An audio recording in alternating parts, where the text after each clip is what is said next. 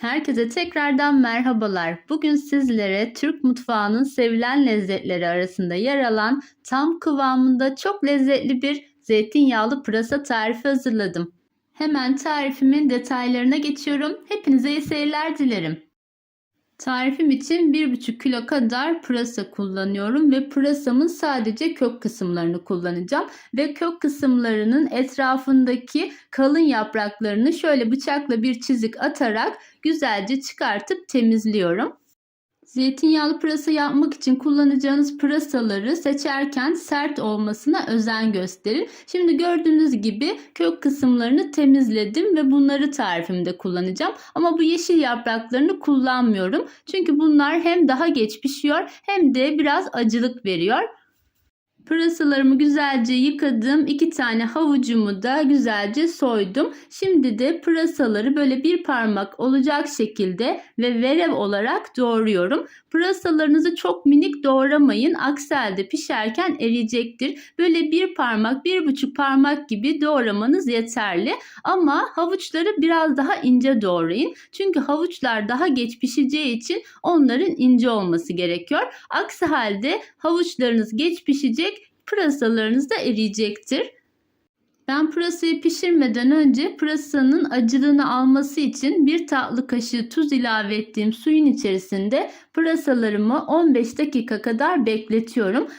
Bir kaşıkla karıştırdıktan sonra şöyle üzerine küçük bir tabak kapatarak kenarda bekletiyorum.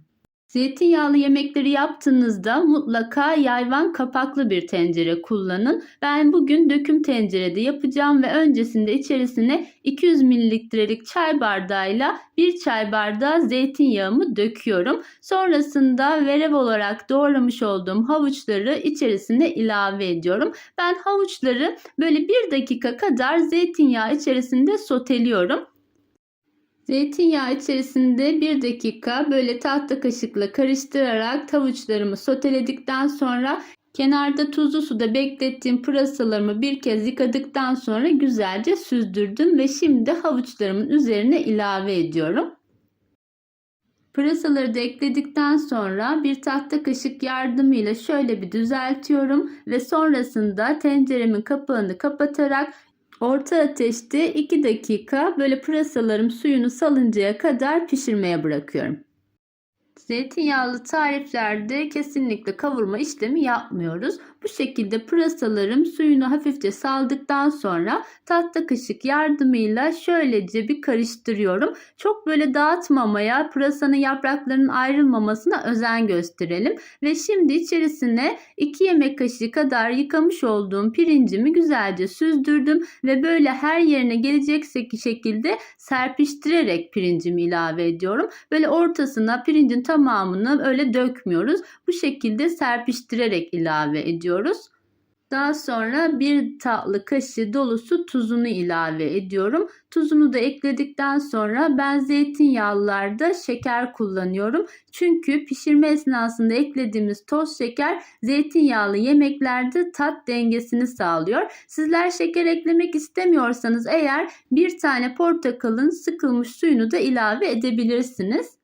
Şimdi de zeytinyağı eklemiş olduğum aynı ölçü bardağımla 1 bardak su ilave ediyorum. Ben böyle çok sulu sevmediğim için 1 bardak ilave ettim. Siz hafif suyu da olsun isterseniz eğer 1,5 bardak su da ilave edebilirsiniz. Tüm malzemeleri ekledikten sonra kapağını kapatıyorum ve kaynamaya başladıktan sonra da tenceremin altını böyle iyice kısıyorum. Kısık ateşte ve kapağı kapalı olarak zeytinyağlı pırasa yemeğimi 30 dakika kadar pişiriyorum. Şöyle içerisindeki havuçlara bir çatal batırarak pişip pişmediğini kontrol ediyorum. Havuçlara rahatlıkla çatal batıyorsa ve içerisindeki pirinçler de güzelce pişmişse artık zeytinyağlı pırasa yemeğiniz hazırdır.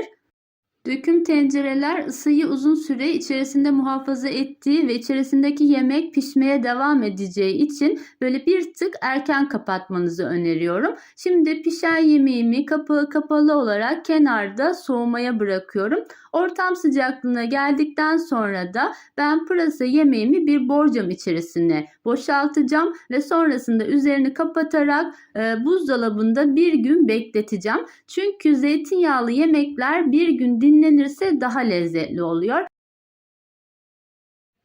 Evet, buzdolabında bir gece bekletmiş olduğum zeytinyağlı pırasa yemeğim artık servise hazır. Ben pişerken içerisine limon ilave etmiyorum. Servis aşamasında limon eklemeyi tercih ediyorum.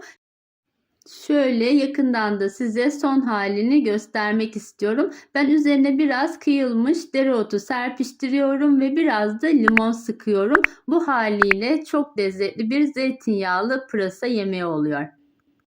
Evet, bir tarifimin daha sonuna geldim. Beni buraya kadar izlediğiniz için hepinize teşekkür ediyorum. Tarifim hakkında varsa sorularınız, görüş ya da önerileriniz yorumlar kısmına bekliyorum. Kanalıma destek olmak için videomu beğenmeyi ve kanalıma abone olmayı unutmayın lütfen. Başka güzel tariflerde yeniden görüşmek üzere. Hoşça kalın, sağlıcakla kalın.